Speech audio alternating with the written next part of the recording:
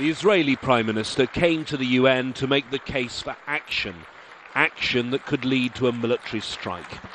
At the same podium where President Obama earlier this week said there was still time for diplomacy with Iran, Mr. Netanyahu made it clear he does not agree.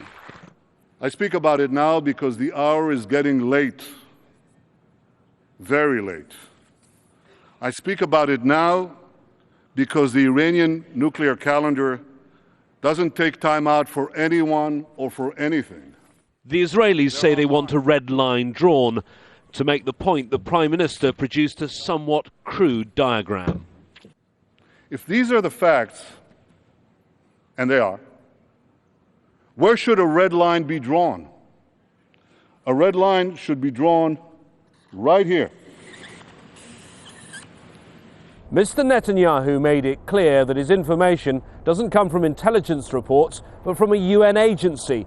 That's the International Atomic Energy Agency, and it's worth noting that Israel doesn't let it in to monitor its own nuclear arsenal.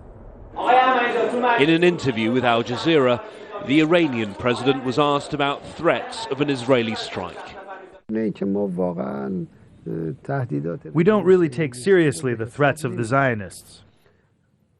That's not to say nothing will happen.